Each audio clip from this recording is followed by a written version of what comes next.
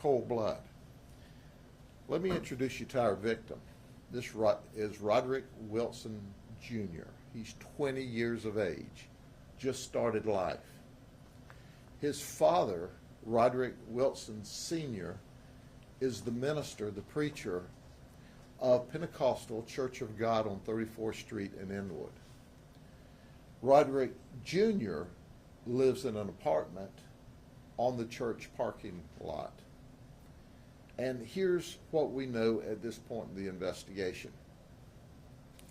We know that Taquan Cotton, who's 22, who's our murderer, drove up to the church, and they had an initial confrontation out in the street where there was some pushing and talking, and Roderick pulled his jacket off, and then Quan drove away.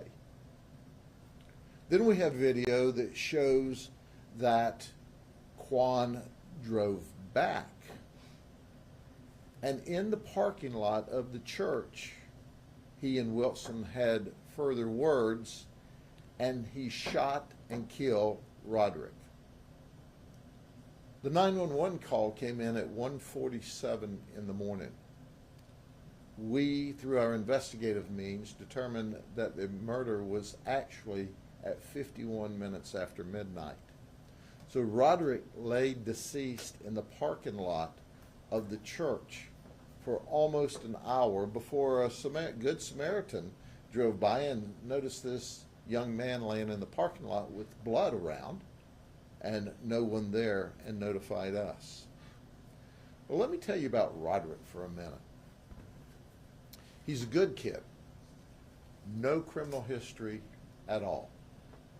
He works at the church, working for his dad in the church, and he's solid. He's just a solid young man. And I think this picture of him and this picture of Quan compares and contrasts.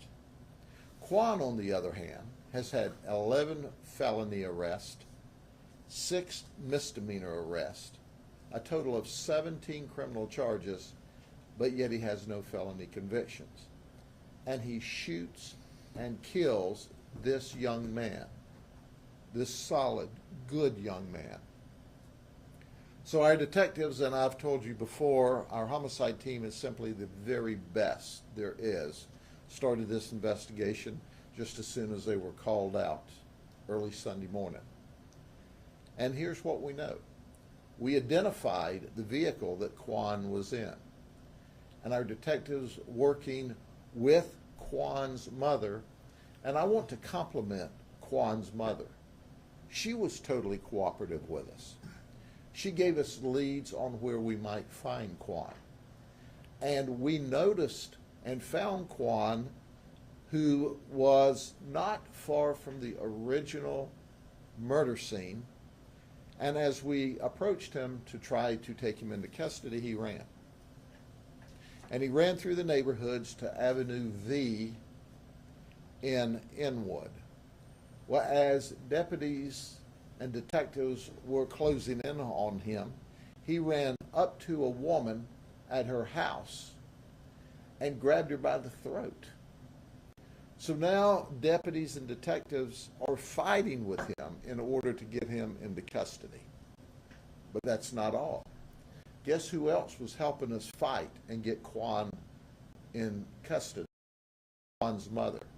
In fact, Quan bit his mother during the fight. So finally we were able to wrestle him into custody. He made admissions to us. That's right. Quan did not give us a full confession, but he made incriminating statements to us. We still need to talk to witnesses. We know there were several cars that drove by while Quan and Roderick were having their original disagreement and shoving match, and then others drove by later. We want to talk to those witnesses. We also have not located the firearm. Listen to me, folks. We know that Quan passed this firearm off someplace. Now, firearms on the street go for about $300. Now, listen close. Make sure you don't have any earwax in your ears. I'm making you a deal you can't refuse. If this gun's been passed off to you, that's worth $300 on the street to you if you try to resell it. We'll pay you $5,000 for the gun. Did you hear what I said? We will pay you $5,000. Now, don't go give us some old piece of junk gun and think you're getting $5,000. We first got to match the gun to the evidence at the scene, and once we confirm that you've given us the actual firearm that Quan used to shoot this good young man to death in his daddy's church parking lot in the middle of the night, you'll get your money. And we'll have the gun. Another piece of evidence. That's right, we want to tie all the information together that we can. It's important to understand, as it was explained to us, that Roderick was a Christian boy, and he loved the Lord. Now, unfortunately, he got to see the Lord face to face a lot sooner than I'm sure he wanted to or should have. But we have to bring justice through our system to the Roderick Wilson Jr. family. We appreciate their cooperation. And I've got to tell you, I've got to wrap up by saying we appreciate Quan's mama doing the right thing. She was equally mortified that her son would shoot and kill someone. So, with that information, understand that we still are wrapping up this case, which is pretty remarkable if you think about it. We get called, and maybe 12 hours later, we've identified the suspect. And then with the help of neighbors and mom of where he may be, we identify him. He's running. We catch up to him. He's holding a woman kidnapped. He doesn't know this woman, by the way. Total strangers. And mom's there helping us fight her son to get him in custody safely. And he bites his mama. What is he thinking? Well, he's not thinking. I just wish mama had bitten him back. But we bit him with the system. He's locked up in jail where he should be. And he's facing, among other charges, kidnapping, first-degree murder. Are there any questions? Yes, ma'am. Sheriff, just to clarify, it is unknown at this time why these two were out in the middle of the night in this parking lot and they didn't know each other before? That's correct. At this point in the investigation, there's absolutely no evidence that we're aware of that shows they had any kind of friendship, relationship. We have no idea. They both lived in the Inwood area, about a quarter of a mile apart. If there are witnesses that may know that there's a relationship of how one would have known the other, we would like to know that. But here's what we do know. This is a bad man. He did a bad thing. He had a good mama that helped us. But he's going to a bad man's jail, and then our goal is to send him to prison for the rest of his life for murdering a really good kid. Sheriff, can you speak to Quan's mental capacity? Because he said some very bizarre things in first appearance. And he seems like he may potentially be mentally unstable. I'm no counselor or anything, but... Certainly, people say bizarre things if they want to create a defense. So quite frankly, does he have mental health issues? I'm certain that his lawyers will go down that path. But we've also got to remember, a lot of these criminals play games with us. This is no game zone. We're going to lock you up. You can say all the craziness you want to say. But we know this, that not only did you fuss with him, not only did you shove each other around, but when he drove off, we have video of him coming back and circling the block, and circling the block, and circling the block, looking for our victim. And when he found our victim in the church parking lot, he got out of his car and shot him and killed him. So He can say all the crazy things he wants. But keep in mind, the law simply says that you had the capacity to understand what you did was wrong, and he certainly did that. And in my estimation, from the early information we have, which is always subject to change, he stalked this guy. Something in that first meeting they had on the side of the road in the middle of the night made him really, really mad. So he came back looking for Roderick so he could murder him. This was premeditated, and that's what he's charged with. Sheriff, do you have a rough time that first meeting took place? Excuse me? When did that first confrontation between the two? The first confrontation happened just before 51 minutes after midnight.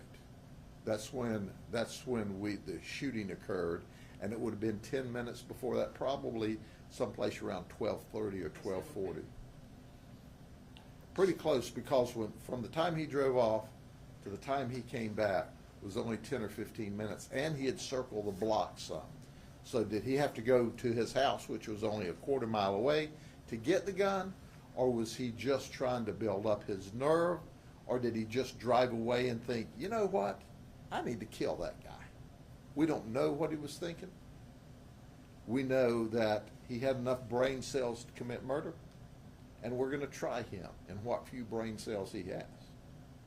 Sheriff, does the suspect have any gang affiliation or ties? Yeah, it's interesting that you say that.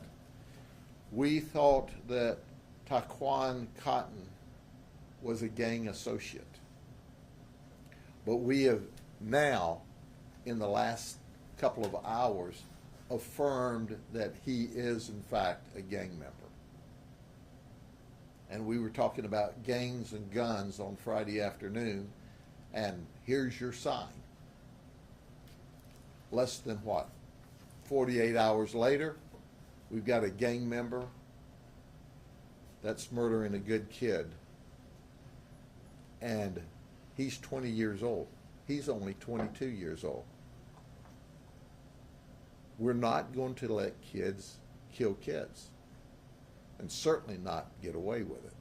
So we've got to stop that. That was the whole focus of our press conference on Friday afternoon, when we caught these youngsters stealing guns to sell on the street to people like him, who in turn then shoot decent young men. Okay? Anything else? Wait, on the gang affiliation, was that through prior arrest, or was that through the detectives? The detectives confirmed it through, we have several steps we have to go through in order to move them from a gang associate to a gang member. And we put all that information together today. We started the day out thinking he was a gang associate. Now he's a gang member. And now he's in jail, like he's a arrested gangster. So would that up his charges then, because he's a gang member? That will enhance charges. But once again, you can't enhance first-degree murder. It's already a capital felony. But at the end of the day, he thought it was cool to be in the gang. He thought it was cool to have a gun. He thought it was cool to shoot. And we got him on ice in the jail. See how that figures out for him. Okay? Thank you all very much. Have a good day. Hey, Brian, are you going to send out the other picture of the detail? Yeah, okay. Is it, or did you send it out in the press release already? It's sent out. Well, I haven't sent it out yet. It's Brian, you were going to send it out, right? Yeah, yeah. Okay, all right. Yeah, 'cause I'm assuming the family has given y'all permission to Yeah. release the Yeah, picture his name. Yeah, I'm family- assuming that. Okay, Yeah, the victim's family have been just extremely helpful. Okay.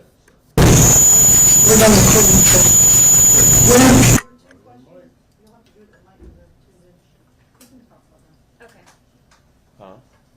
Do You guys have Jeff and other John want me questions to about ask other stuff? about people impersonating cops? I guess there was an arrest. So I was like, I'm not sure. Y'all wanting to ask, I have an opinion on everything. Yeah, make sure. Do they have it up? Let's see the picture up there. I don't know, but I think that somebody was arrested by FHP for hit red and blue lights in the, when. Yeah, in the I don't know road. much, but, what does he think of people posing as fake cops? Why do they do it? First and foremost, let me tell you, if you have blue lights facing forward or red lights facing forward, that's against the law. And periodically, we see there's a trend going around where people have red lights or blue lights as kind of outline lights to their white lights. That'll get you arrested. That'll get you citations. And then there are people that pretend to be law enforcement officers. They do it for a variety of reasons. Sometimes to rip people off, to rob them. Other times, they are wannabe cops. They can't be cops because they got a screw loose. So instead, they pretend to be cops. They buy old police cars. They put red lights or blue lights forward. They try to stop people. They try to have control over them. Well, listen, that not only will get you in trouble, it'll get you a trip to the county jail because we will arrest you and then we'll take your red lights and blue lights to use them as evidence later. So we don't think much of those that imitate law enforcement officers for whatever reason. The bottom line to it is, you flash a red light, we flash a jail door. You flash a blue light, we flash a jail door. It doesn't take much to go to jail. Just act like a cop and you'll get to meet a bunch of them. And if I may ask just about the Pinellas County teacher who was arrested? Yes, we arrested a third grade teacher from an elementary school in Pinellas County for DUI. Right. She blew more than a .15. What does that mean? She was stewed. She was drunker than Cooter Brown. She was so drunk she didn't realize yesterday and was so drunk she couldn't anticipate tomorrow. So she is in jail, locked up. She'll be held accountable. Doesn't mean she's not a good school teacher when she's sober. And there's no evidence to indicate that she was drinking and going to school. It simply means that over the weekend, she drank and she drove, and we sent her to school. It's called the county jail school. She got like some hands-on experience with an education of why you don't drink and drive. And she had also made a comment to you, or to your deputies about her father being a lawyer and she was going to sue everyone. What's your response to those kinds of threats? It warms our heart. We love it when drunks tell us, I'm going to sue you. Well, good. Get in line. I'm going to make sure you get in trouble. I mean, you're drunk, lady. You are drunk. D-R-U-N-K is how you spell it when you're sober. I don't know how you spell it when you're drunk. But you're drunk, you get arrested, and you're going to threaten to sue us? Get your best grip. We got lawyers, they got to eat too, you know. Okay, anything else? See y'all later. Bye-bye. Thank you.